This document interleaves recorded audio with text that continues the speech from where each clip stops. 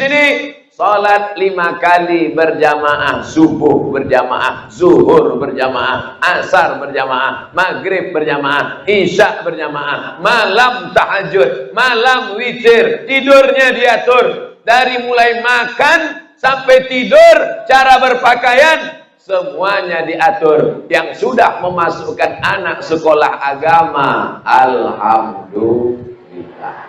Yang belum memasukkan anak ke sekolah agama, rasakanlah.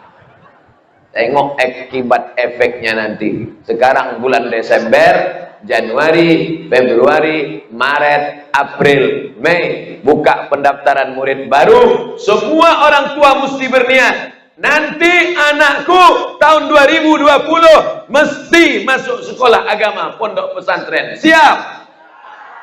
Dari bunyinya tak yakin saya. Bunyinya macam pasrah tapi tak rela, macam setengah hati.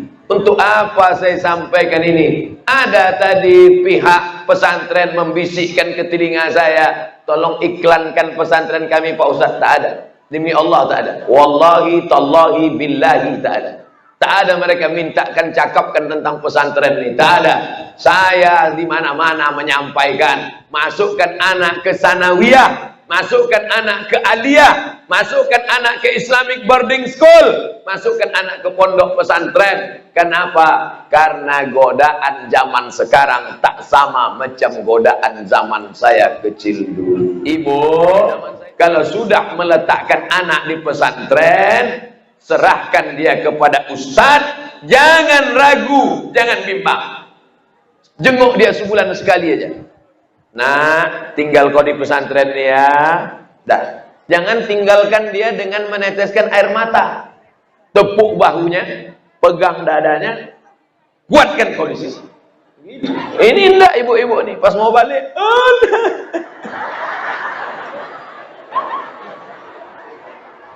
Kalau ibu balik dari pesantren melepas anak menangis, melo lah dia. Hancurlah hatinya berkeping. Pas dia mau menangis, jangan kau nangis. Kalau kau nangis, tak ketengok kau lagi. Oleh sebab itu maka kuatkan. Mana tahan kami Pak Ustaz? Nanti kami sedih, anak kami tinggalkan. Kalau mau nangis, udah agak-agak jauh, dekat-dekat pokok-pokok sawit, berhenti. Berhenti, bantailah menangis itu. Kuatkan anak-anak kita.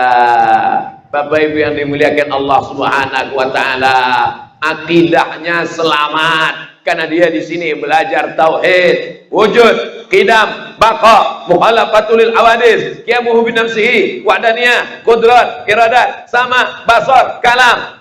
Akhlaknya baik. Tengok tadi, berapa kali menyuruh qori tadi duduk di atas sampai merah biji mata panitia, duduk di atas, duduk di atas. Tak mau dia duduk di atas. Saya tengok aja, tak mau duduk. Pas sudah lama karena banyak yang nyuruh duduk di atas, barulah dia berdiri bilang, Ustaz, saya bilang saya ngangguk. Baru tuh hasil didikan Darul Ihsan. Anak-anak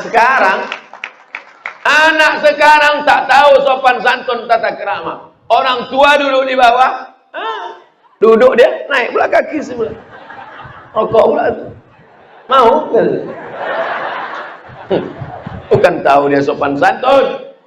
Anak-anak santri di tengah orang pengawal tadi datang, ibu jangan angkat tangan bu, hilang bahan ceramah saya nih.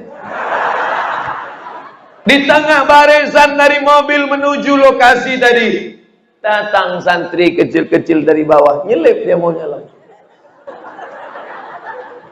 Begitulah kalau dia sudah dididik akhlakul karimah. Saya ulurkan tangan saya, di salam diciumnya tangan.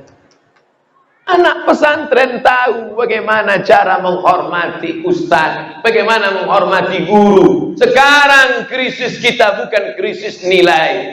Fisika nilai 10, matematika IP 4, hebat, tapi tak pandai menghormati orang tua. Di mana anak-anak dididik akhlak? Di pondok pesantren. Diciumnya tangan ibu, "Mak, sehat, Mak?" Nanti mau kita anak kita kaya tapi metal. "Apa kabar, Mak? Sehat." Saya hanya bercerita bagaimana efek kalau dia tak ditanamkan pendidikan agama sejak dari sekarang. Maka ibu-ibu, kenapa Ustaz dari tadi ibu saja? Karena ibu ini yang paling tak tahan berpisah sama anak. Betul? Ustaz Somad, kata bapak-bapak jamaah, saya tinggalkan anak saya di pesantren. Terus malam pertama anak di pesantren bongkak mata bini saya sebesar telur ayam. Mau nangis sepanjang malam. Lama-lama marah saya, "Pak Ustaz, jangan kau nangis-nangis. Mau kau anak kita jadi pecandu narkoba? Mau kau anak kita jadi pemabuk? Mau kau anak kita jadi geng motor? Sudah selamat jadi pesantren, jangan nangis." Mau ngamuk pula bini saya. Aku menangis karena aku yang mengandung dia 9 bulan 10 hari. Aku yang melahirkan dia meregang nyawa. 6 jahitan dia saat aku melahirkan. Oh kan cuman diam-diam aja. Artinya apa? Kesabaran ibu meninggalkan anak di pesantren akan menjadi bernilai amal soleh di hadapan Allah Subhanahu wa ta'ala. Masakkan ikan teri, masakkan pecal, masakkan bumbu pecal, antarkan, izin ke guru. Baik, tapi insya Allah 6 tahun dia di sini, mandiri dia. Setelah dia tamat dari sini, mau pergi dia ke Al-Azhar Kairo, silakan. Mudah-mudahan dapat beasiswa dari Al-Azhar.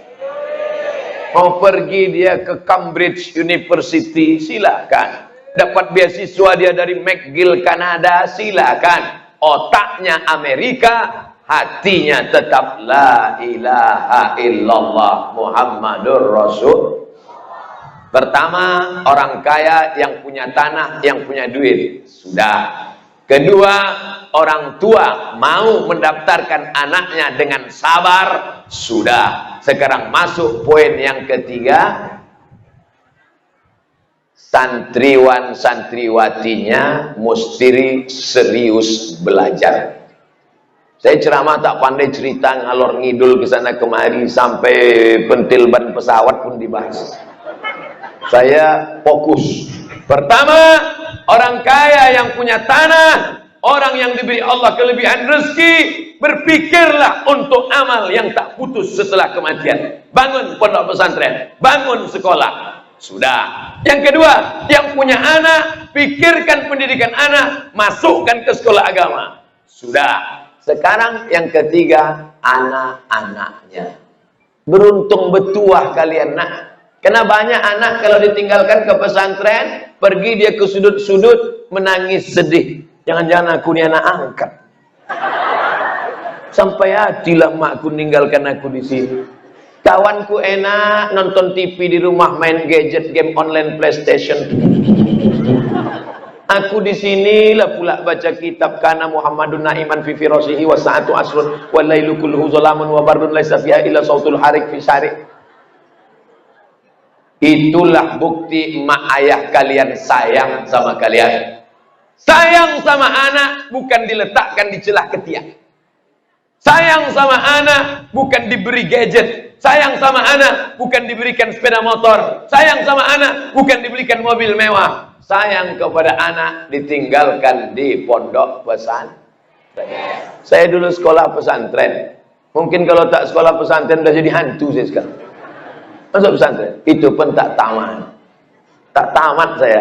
Andai saya tamat udah jadi ustaz terkenal saya sekarang.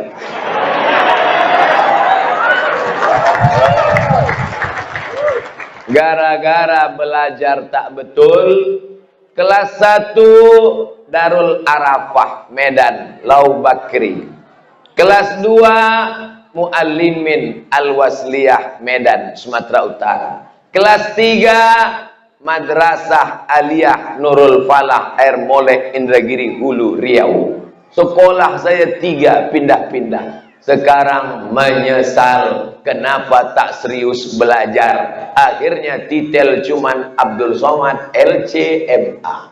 Coba kalau saya serius dulu, mungkin udah Profesor Dr. Abdul Somad.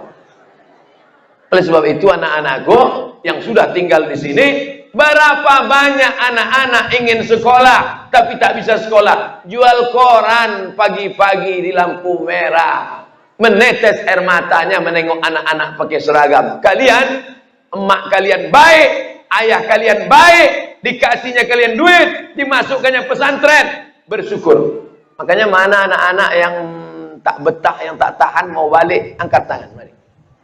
Biar ku bawa ke panti asuhan. Ibu, bapak, kalau libur anaknya pulang dibawa ke mall, bagus, tak salah. Kalau anaknya dibawa jalan-jalan ke Danau Toba, bagus. Kalau anaknya dibawa ke Beras Tagi, bagus. Tapi sekali-sekali bawa dia ke panti asuhan. Mak, ya, kemana kita nih mak? Ke panti asuhan. Siapa yang mau kita tengok? Anak yatim yang ayahnya meninggal dititipkan di panti. Kau pun kalau macam-macam ku tinggalkan kau di sana. Ini kadang anak-anak ini tak tahu dia bertuah. Kadang-kadang anak-anak ini tak tahu dia beruntung. Kadang-kadang anak-anak ini tak sadar diri, tak tahu diuntung. Maka tunjukkan dia tentang orang-orang yang dicabut Allah nikmatnya. Ayah kalian baik, emak kalian baik, sayang dia sama kalian. Maka belajarlah di pesantren dengan baik. Suruh ngapal, ngapal. Manjada, wajada. Mansobaro, zofiro. Hafal, mahfuzot itu. Dipukul sama ustadz. Tapi saya kira sekarang kalian tak ada lagi dipukul. Karena anak-anak sekarang sudah dilindungi oleh KP, Komisi Perlindungan Anak Indonesia. Nasib kami dulu tak seberuntung kalian. Ini tapak tangan ini tak berapa kali kena batang sapu. Mudabir yang kelas 5 yang sombong-sombong itu dulu. Anak kelas 6 lagi main tempeleng, kelopak. Dendam Pak Ustaz, dendam dah, ingat aja sedikit. Kita ke masjid mengantuk, tidur malam jam 11, bangun jam 4, pergi ke masjid subuh mengantuk. Datang mudabir bawa sejadah. Mana yang mengantuk? Kelopak. Banyak kawan-kawan itu yang sujud pertama sekaligus sujud terakhir. Allahu Akbar. Tak mungkin dia. Sekarang kalian enak. Kami dulu asal habis sholat maghrib, kertas. Man du'iya ismuhu fi hadhihi al-waraqah falyatafaddal ila qismil lughatil arabiyyah. Siapa yang namanya ditulis di kertas ini habis sholat maghrib menghadap ke mahkamah bahasa, karena bahasa Indonesia bukan senang. Rotan, batang sapu, pokoknya menyakitkan lah. Oleh sebab itu kalian sekarang enak, tenang, lokasinya pula di pinggir jalan. Pesantren kami dulu jauh di tengah hutan. Naik ke sana naik sudako, bukan di dalam, di atas. Sekarang enak. Oleh sebab itu maka jangan merasa anak yang terbuang. Serius belajar di sini. Setelah tamat dari sini nanti, maka beasiswa. Saya sempat lewat di ANU, Australia National University di Melbourne di Australia. Saya tengok. Saya cuma mau ngasih tahu saya pernah ceramah di Australia. Mudah-mudahan anak-anak alumni Darul Ihsan dapat beasiswa, insyaallah. Yang perlu kalian dalami di sini bahasa Arab, bahasa Inggris. Bahasa Inggrisnya skor TOEFL mesti 550. TOEFL, Test of English Foreign Language. Bahasa Arab usah cerita lagi. Anak pesantren tak bisa bahasa Arab, bagus mati aja. Saudara yang dimuliakan Allah Subhanahu wa taala, sabar-sabarkan. Tak lama di sini, 6 tahun. Sanawiyah 3 tahun. Aliyah 3 tahun. Dalam kepala kalian penuh dengan ilmu pengetahuan. Adapun pacaran, serius saja kalian 6 tahun di sini, habis itu nanti kuliah S1, habis itu kalian kerja. Kalau udah berhasil kalian, dikejar anak-anak gadis. Saya yang udah tua, keriput, kurus kering. Semalam Masih ada yang tulis di komen, ingin suami seperti Ustadz Somad. Apalagi kalian muda-muda yang ganteng-ganteng. Oleh sebab itu serius saja kalian belajar di sini. Perempuan, sekali lagi saya nasihati, perempuan, anak-anakku santriwati, 6 tahun kalian di sini, kalian adalah pokok kayu yang hijau. Belum kuat kena embus angin. Kalian dijaga pakai polybag. Akarnya jangan sampai dimakan ulat. Pucuk daunnya jangan sampai dimakan ulat pucuk. Karena ulat paling suka makan pucuk. Tapi setelah kalian jadi pohon kayu yang kuat, kalian akan keluar. Kuliah kalian ke USU, Fakultas Kedokteran. Dapat kalian beasiswa ke UII Jogja, Universitas Islam Indonesia Yogyakarta, Fakultas Kedokteran.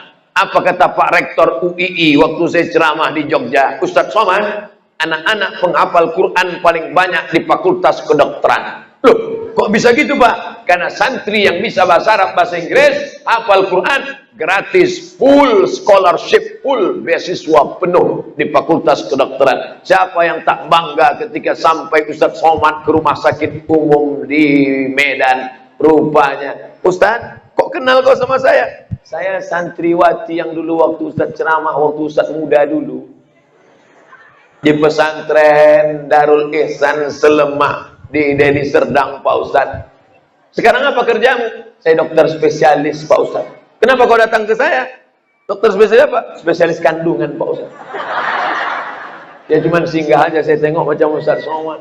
Siapa yang tak bangga? Ditanya sama orang, kenal Ustadz sama itu? Nah, itu santri saya. Pernah Ustadz ngajar dia? Enggak, ceramah aja sekali. Semua orang akan mengakui kalian kalau kalian berhasil. Datanglah dokter spesialis, alumni dari pesantren modern Darul Ihsan, masuk ke ruang ICU. Masuk ke ruang ICU. Semua yang di ruang ICU itu udah megap-megap. Judul lagu di situ, setengah napasku pergi. Masuk alumni Darul Ihsan membawa jarum suntik. Bismillahirrahmanirrahim. Yasin wal Qur'anil Hakim. Innaka laminal mursalin ala siratim mustaqim. Dibacakannya Yasin 2 gendangnya. Kalau tak sehat mati. Tapi kalau kalian tak sekolah agama, tak mengerti baca Quran, tak tahu bahwa baca Quran menenangkan orang sakit, tak tahu bahwa baca Yasin menenangkan pasien, masuklah dokter metal. Rambut 3 warna, merah, kuning, kelabu. Bentuk macam durian. Lubang antingnya sebesar lubang hidung. Kuku pula hitam, bawa jarum suntik. Mana pasiennya? Mana? Disangka pasien itu malaikat maut. Tengoknya, mati kok.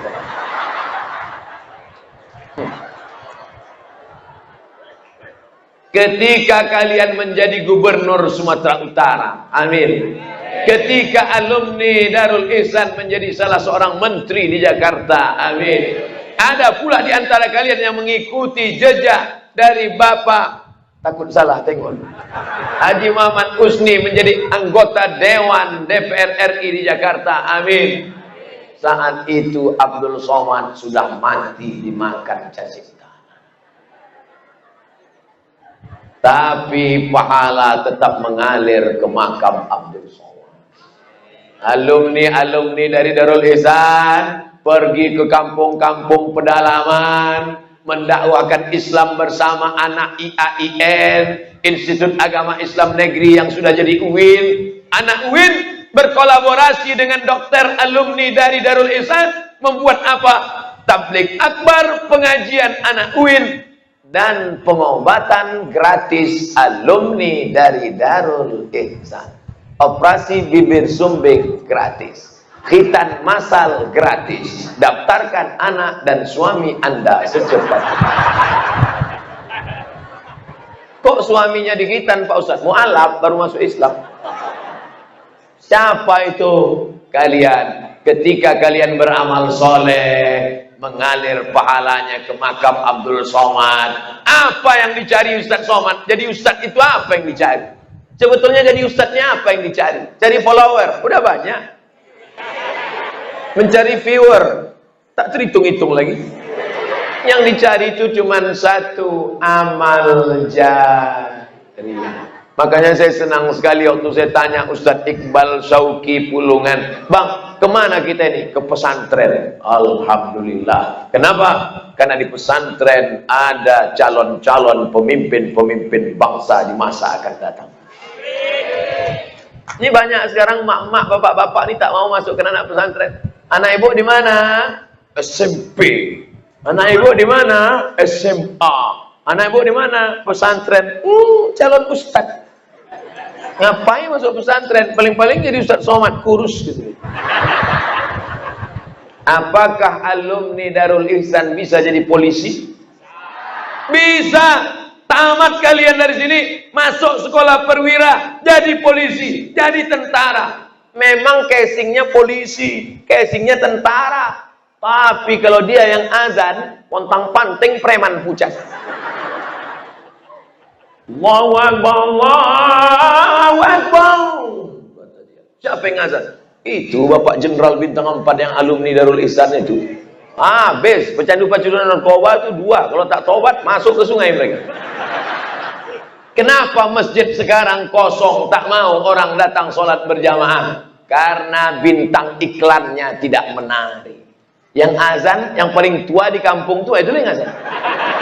Allahu Akbar, Allah.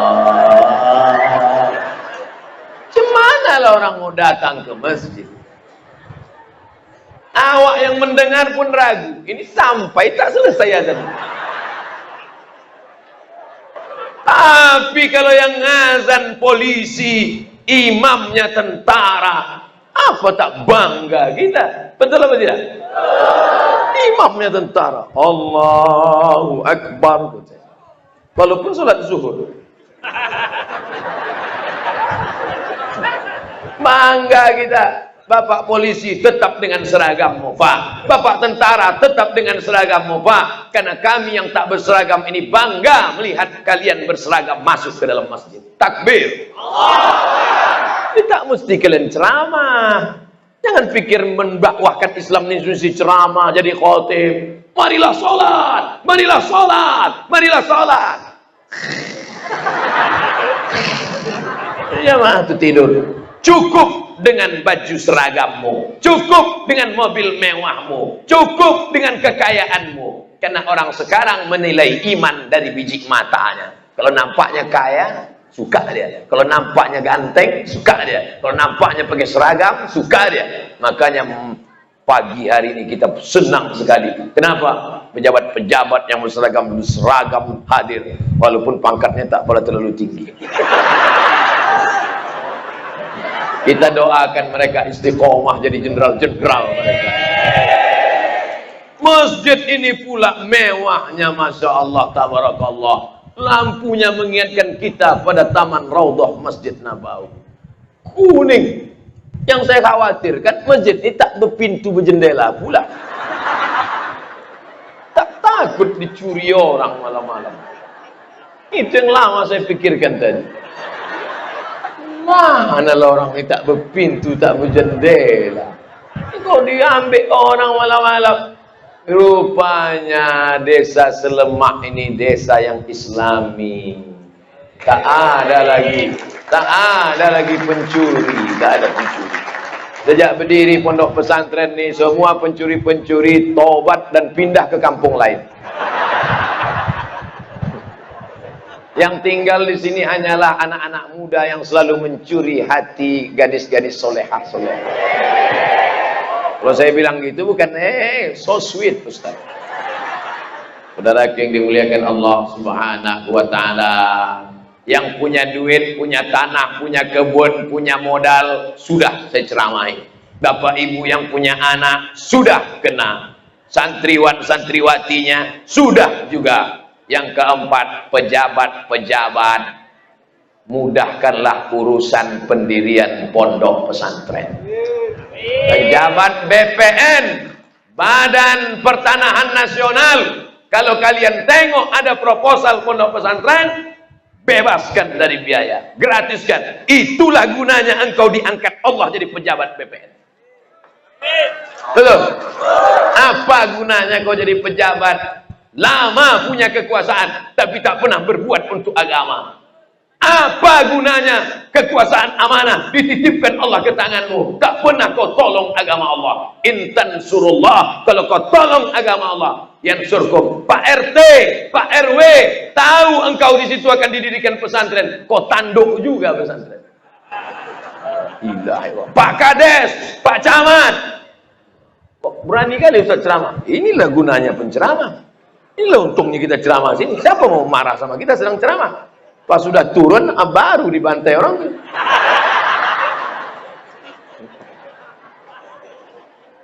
Pak Camat mati, Pak RT mati, Pak RW mati, Pak Kades mati. Kalian rebut betul duit untuk membebaskan tanah itu. Akhirnya mati, kok dimakan cacing tanah. Pipimu yang sehat, yang besar, itu yang pertama kali di cacing tanah. Apa kata cacing tanah menengok badan Pak Kades, Pak RT, Pak RW, Pak pejabat? Brownies, brownies, brownies, brownies. Tapi kalau kau pernah menolong pesantren, Pak Camat, tapi kalau kau pernah menolong pesantren, Pak Kades, tapi kalau kau pernah menolong pengurusan tanah, kau mudahkan untuk pesantren, wahai Bapak pejabat BPN, maka saat kau mati dalam liang lahat, mengalir pahala dari pondok-pondok pesantren. Kita doakan pejabat-pejabat ini diberikan Allah hidayah pada mereka, insyaallah. Datanglah kepala kantor wilayah BPN di salah satu provinsi, tak boleh sebut nama provinsinya, menjaga kode etik jurnalistik. Saya pas sedang pengajian, tiba-tiba dia datang. Saya tanya, kenapa ini pegawai BPN banyak-banyak datang? Ustaz Somad, ini hari ulang tahun BPN, kami ingin merayakannya bersama Ustaz ikut pengajian di masjid. Begitu. Ini ulang tahun diundang artis dangdut, pakai rok pendek. Habis semua pegawai itu menari. Yang tua-tua patah tulang. Yang diundang artis cantik dari Jakarta, pakai rok pendek pula. Menganga semua pegawai. Menengok artis meleleh air liur. Menengok bini menetes air mata.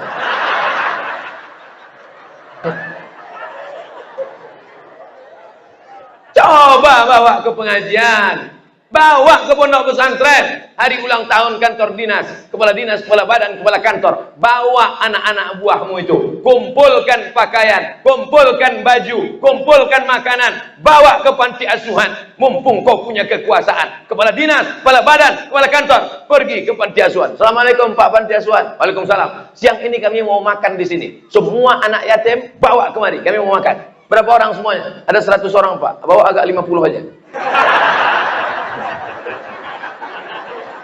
Kebetulan pegawai itu tak banyak, cuma 50. Tak mungkin pula kita sebungkus berdua kan? Lapar lah. Saudara yang dimuliakan Allah Subhanahu wa taala, kita semua akan mati menghadap Allah. Saya mulai dari ceramah jam 9, sekarang jam 10 kurang 20. Lama juga terasa ceramahnya.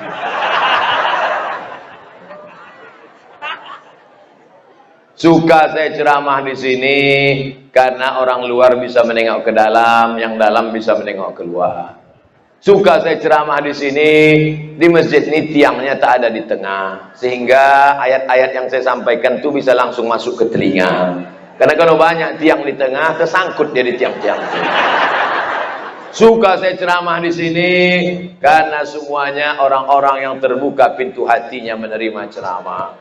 Suka saya ceramah di sini karena tak ada kait mengait dengan politik kampanye, hiruk pikuk, pilpres, pileg, pilkada, pileg, demam, flu, udah bebas kita semuanya. Tinggal lagi bagaimana membangun bangsa ke depan supaya negeri ini tetap menjadi baldatun thayyibatun wa rabbun ghafur.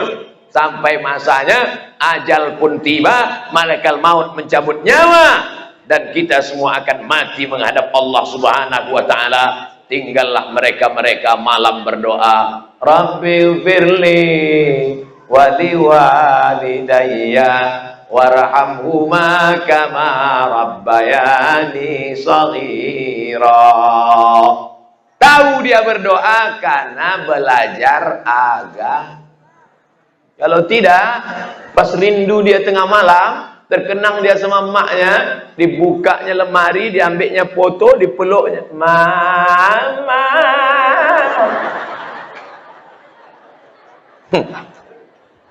Yang saya ceritakan ini fakta dan data.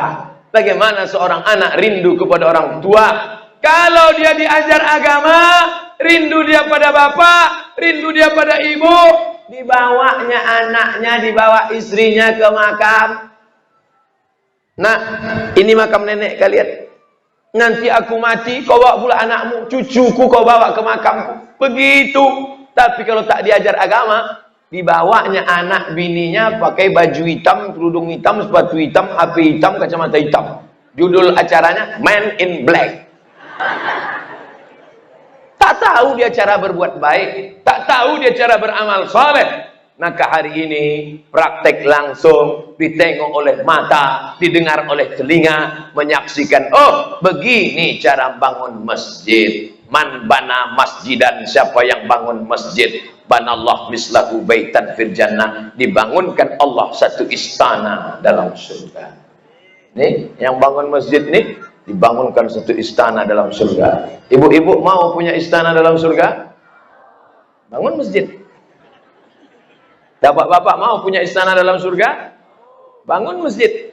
Cuma mau bangun masjid? Bangun rumah aja 3M. 3M, 3 kali minjam.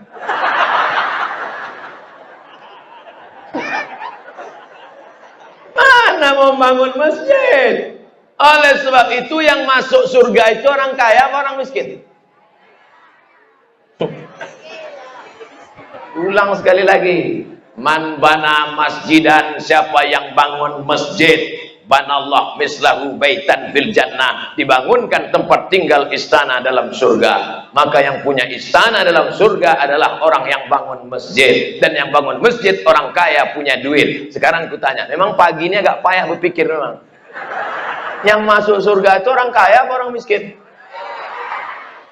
Yang paling susah orang miskin. Di dunia melarat, di akhirat jadi gelandangan. Maka berniatlah menjadi orang kaya. Ya, mudah-mudahan santriwan santriwati ini jadi orang kaya-kaya semua. Kalaupun tak jadi orang kaya, kaya orang kaya. Tapi jangan kaya karena utang. Ini banyak nih orang gaya mobil, pas dipencet klakson, kredit. Biarlah kau gaya bersahaja, tapi punya izzah keyakinan diri. Jangan pernah meminta-minta, kau berusaha.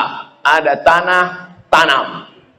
Nanti saya mau ada alumni ini yang masuk ke Fakultas Pertanian. Amin. Jangan malu Fakultas Pertanian. Kau di mana tamat pesantren? Fakultas Pertanian. Kalau cuman jadi tukang kerja kebun sawah, bagus tak usah sekolah. Apa kerja kau sekarang? Nanam padi. Apa? Nanam padi. Iya. Berapa hektar? Ya sejauh mata mandang. Itu beras kemarin yang kita ekspor ke Thailand, ke Vietnam, itu dari padi kebun saya. Itu kontainernya belum dipasang. Apa tak bangga kita? Semua aspek harus direbut. Saya mau ada alumni nanti yang masuk Fakultas Perikanan. Amin. Kau kemarin tamat dari pesantren tuh, pas acara reuni nih, masuk mana? Aku Fakultas Perikanan. Jadi tukang lele kok sekarang. Suka menyepelekan orang. Peternak ikan. Ikan dipotong tipis, lalu kemudian digulung pakai nasi, dipotong. Namanya sushi. Kalau yang pandai main tenis, Susi Susanti. Orang Jepang ekspor ikan. Dari mana? Dari kita. Siapa yang menyiapkan ikannya? Kita. Maka saya mau ada alumni-alumni yang punya kebun sejauh memandang. Amin. Ada alumni yang punya kolam ikan cukup untuk 77 keturunan. Ini ada 1000 kolam. Satu kolam ini kuwakafkan hasil ikannya khusus untuk santriwan-santriwati supaya tidak makan tahu dan tempe. Khusus. Amin. Kasih ikan. Kau banyak, kau buat kolam. Banyak Pak Ustaz kolam. Mana kolamnya? Ini Pak Ustaz. Tak ada riak-riak ikannya, aku tengok. Memang ikannya tak banyak Pak Ustaz. Berapa ekor? 2 ekor aja.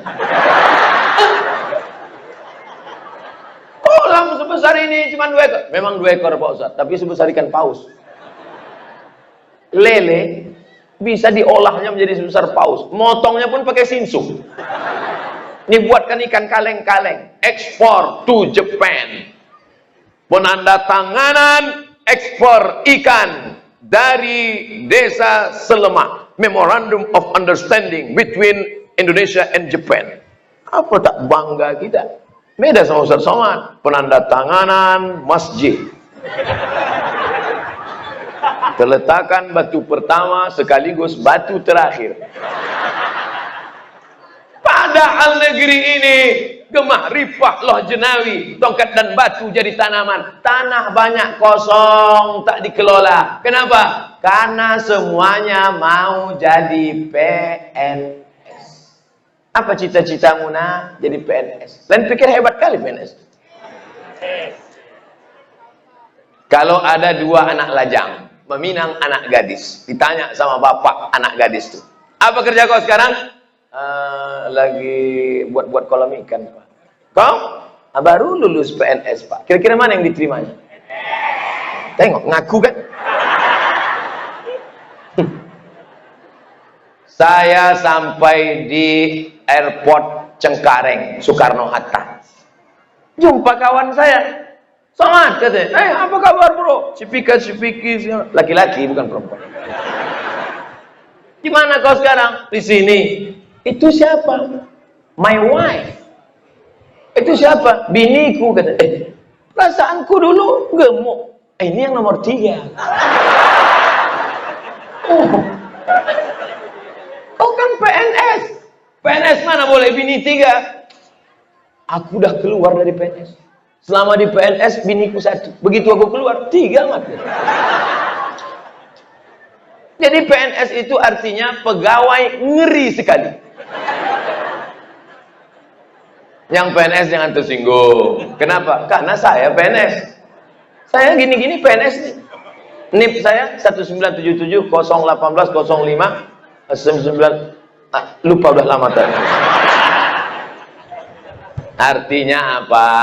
Ada di antara alumni ini yang masuk dalam struktural pegawai negeri sipil, tapi kita mesti mengelola sumber daya alam kita. Harus ada nanti yang ternak puyuh. Karena telur puyuh dan daging puyuh ini jangan sampai kita nanti membeli puyuh dari orang lain. Puyuhnya mesti puyuh kita. Sekarang ada ayam di Australia yang tak pernah menengok matahari. Ayam menetas, telur ayam masuk kota. Ayam menetas dikasih makan. Kerjanya patuk aja. Tak pernah menengok matahari, tak pernah menengok dunia, besar, potong.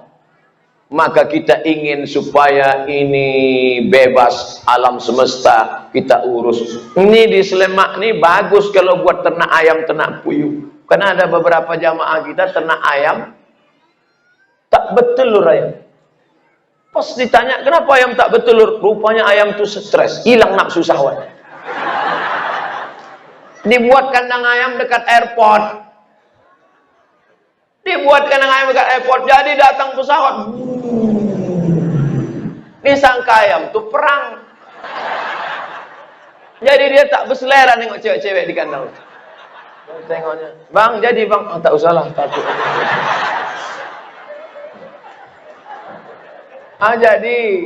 Jadi sangat sesuai. Ini perlu kita melahirkan alumni-alumni yang entrepreneur menjadi orang-orang. Tapi kalau kalian sudah kaya, Ada pengambilan gambar sudah. Tapi kalau kalian sudah kaya nanti ingat-ingat panti asuhan, ingat-ingat anak yatim, ingat-ingat pondok pesantren. Tahun 2040 reuni akbar alumni pondok pesantren Darul Ihsan Slemak, dan yang menjadi penceramah Abdul Somad LCM. Wah, pas saya sedang ceramah turun helikopter. Tanya Pak Panitia, ya, itu siapa itu? Itulah menteri yang baru dilantik alumni dari Darul Ihsan, Pak Ustaz. Masya Allah, turunlah dia. Akhirnya jumpalah reuni akbar dari mulai angkatan 2019 sampai 2040 semua. Tiba-tiba datang satu membawa sudaku. Pak Direktur, mudir dia. Itu yang naik sudaku siapa? Itu alumni juga. Hah? Bisa pula alumni pesantren punya sudaku. Memang dia supir sudaku, Pak Ustaz. Tapi semua sudaku di Medan itu punya dia. Apa maknanya? Apapun profesimu, engkau tetap menjadi leader, menjadi pemimpinnya. Dari mulai aspek ternak ikannya, ternak burungnya, pesawatnya. Pas Somad naik pesawat, biasanya kita kalau naik pesawat musiknya lagu barat. Duduk kita di pesawat lagu barat. What can I do? Yang menyanyi tak paham, yang mendengar tak paham. Semua mengangguk. Kalian pikir pramugari itu paham dia apa yang dicakapnya? Dia hafal aja tuh. Thank you. Allah send you. Thank you.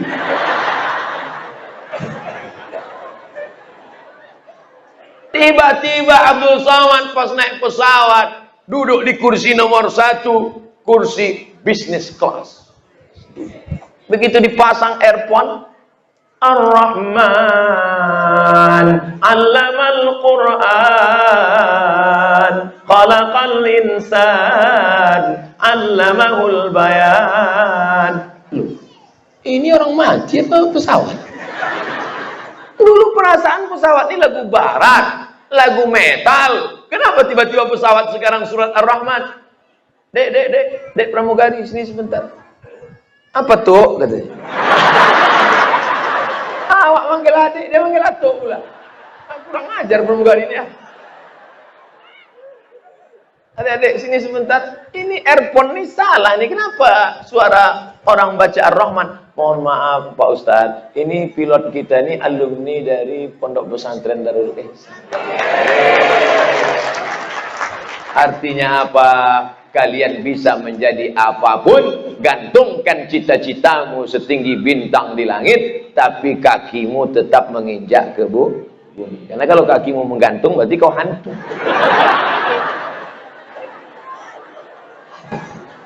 Rasanya semua sudah kena. Yang kaya-kaya bangun pesantren, sudah. Yang orang tua punya anak masukkan ke pesantren, sudah. Yang belajar anak-anak supaya sabar tegar di pesantren, sudah. Pejabat-pejabat supaya mempermudah pendirian pesantren, surat izin tanah, RT RW, Kades Kadus, sudah. Siapa lagi yang belum? Guru-guru yang digugu dan ditiru. Hai bapak dan ibu, jangan kalian pikir guru itu karyawan perusahaan yang bisa kalian bayar. Uang sekolah yang kalian bayar tiap bulan tak bisa membayar jasa-jasa mereka. Sebenarnya kalian yang mengajar anak kalian, sebenarnya kalian yang mendidik anak kalian. Tapi karena kalian tak mampu, ada orang yang kalian minta tolong. Itulah dia bapak dan ibu guru. Kalian pegang tangan Pak Guru, kalian cium tangan Bu Guru. Terima kasih Bu Guru, kau sudah mengajar anakku cara makan pakai tangan kanan. Kalau tidak, disuapnya nasi itu pakai kaki. Jangan bayangkan guru itu adalah lawan kita. Ini banyak orang tua salah kaprah. Datang ke sekolah, tanya, tadi guru tuh ada di jewernya telinga kau? Ada. Mana dia? Mana? Dipegang kerah guru. Sini, kau jangan macam-macam sama anakku ya. Macam-macam ku tuntut kau nanti. La ilaha illallah Muhammad Rasulullah. Saya dipukul guru pakai rotan dibelah 4, Pak mengadu sama mak, mak, aku dipukul guru tadi mak, mau kau tambah lagi? Begitu kami dulu dididik. Saya tidak setuju dengan guru yang macam-macam, tapi guru adalah yang paling berjasa dalam kehidupan anak-anak kita. Bapak Ibu guru, sabar kalian, karena balasan yang kalian terima. Apa kata Iqbal dari Pakistan? Kadal muallimu ayyakuna rasula. Hampir saja guru itu menjadi rasul. Seandainya ada rasul setelah Muhammad SAW, pastilah itu guru. Dan saya banyak berutang budi pada guru-guru saya. Untuk semua guru-guru kita, mudah-mudahan Allah melapangkan kuburnya kalau dia sudah meninggal dunia, dan hidup mereka diberkahi Allah Subhanahu wa taala. Amin. Pas jam 10. Nanti kalau ada yang bertanya, apa isi ceramah Ustaz Somad tadi? Ada 5 yang diceramahi Ustaz Somad. Orang kaya yang punya modal, orang tua yang punya anak, anak-anak yang punya kemauan, pejabat yang punya jabatan, guru-guru yang punya ilmu pengetahuan. Itu aja yang diceramahkan. Lengkapnya bisa dilihat di Ustaz Abdul Somad Official. Jangan lupa subscribe, like, and share.